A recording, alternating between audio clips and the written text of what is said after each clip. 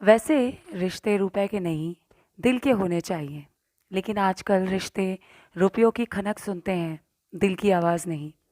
Hello friends, मैं हूँ आपकी नैरेटर और दोस्त संध्या।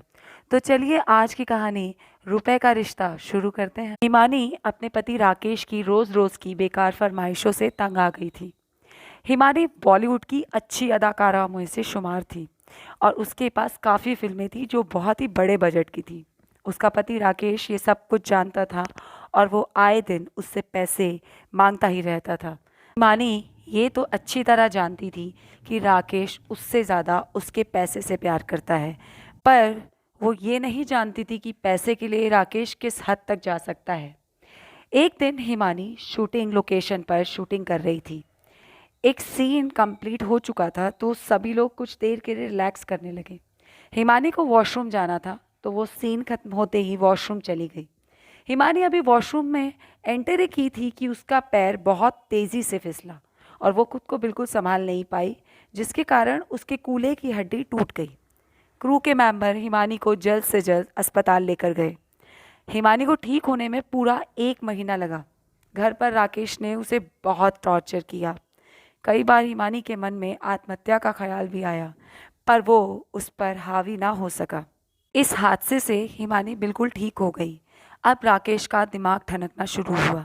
हिमानी ने अपनी प्रॉपर्टी का नॉमिनी राकेश को ही बना रखा था, लेकिन इस 1 महीने में राकेश के रंग ढंग देखने के बाद हिमानी ने उसे प्रॉपर्टी के नॉमिनी से हटाकर अपने छोटे भाई अक्षय को अपनी सारी जायदाद का नॉमिनी बनाने का पूरी तरह फैसला कर लिया। उसने अपने वकील मिस्टर सोनवानी को जायदाद के नए कागज़ बनाने के लिए कहा, जिससे नॉमिनी उसका भाई अक्षय होगा। किसी तरह यह खबर राकेश के कानों तक भी पहुंच गई। अब राकेश ने बिना देर किए हिमानी को मारने का फैसला कर लिया।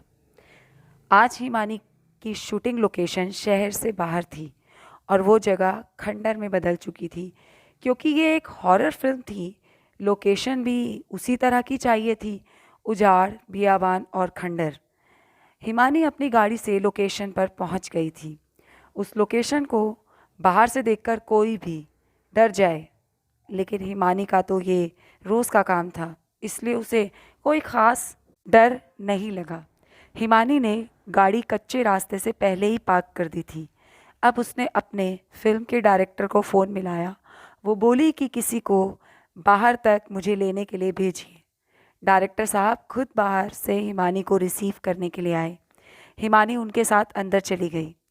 शूटिंग शुरू हुई। इधर शूटिंग चल रही थी, उधर राकेश ने एक आदमी को हिमानी की गाड़ी के ब्रेक फेल करने के लिए पैसे दिए थे। वो आदमी शूटिंग लोकेशन पर पहुंच गया। उसने राकेश के बताए नंबर की गाड़ी के ब्रेक फेल कर दिए और वहां से भाग गया। शाम को शूटिंग खत्म करके हिमानी अपनी कार से वापस घर को रवाना हुई।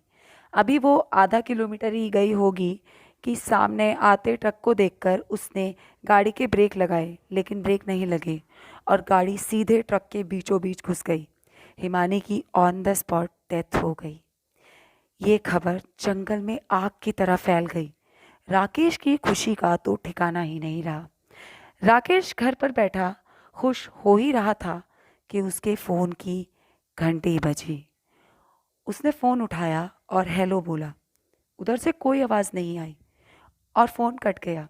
उसने सोचा ब्लैंक कॉल होगा, किसी ने गलती से मिला दिया होगा। फ़ोन कटते ही राकेश की घर की डोर बेल बजी। राकेश देखने के लिए गया।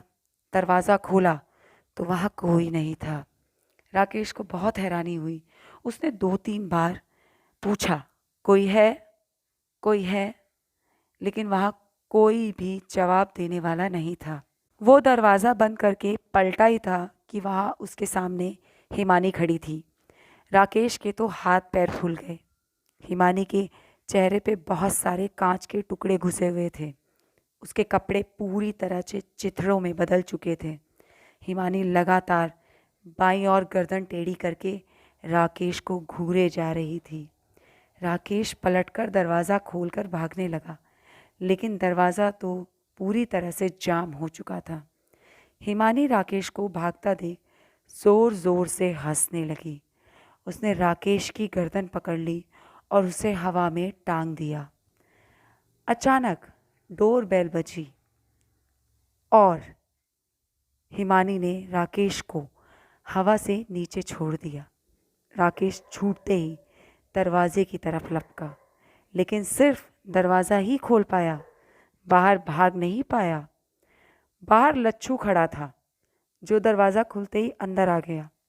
लच्छू, जिसने हिमानी की गाड़ी के ब्रेक फेल किए थे, वो राकेश को देखते ही बोला, आपको क्या हुआ साहब?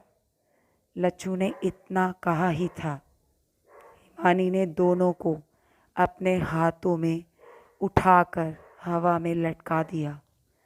दोनों को वो साफ साफ नज़र आ रही थी। दोनों की हालत ऐसी थी कि उन्हें अपनी मौत आज साफ साफ नज़र आने लगी। राकेश की सांस अब उखड़ने लग गई थी। धीरे धीरे वो बेहोशी की तरफ बढ़ने लगा।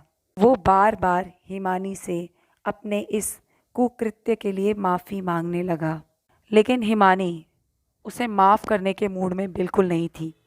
कुछ ही देर में राकेश और लच्छू के प्राण पखेरु उड़ गए।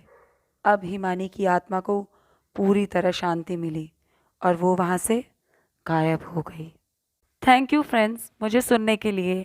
अगर आपको मेरा ये प्रयास पसंद आए, मेरे एफर्ट्स अच्छे लगें, तो प्लीज़ मुझे लाइक, शेयर और कमेंट करें और मेरे चैनल को सब्सक्राइब भी करें।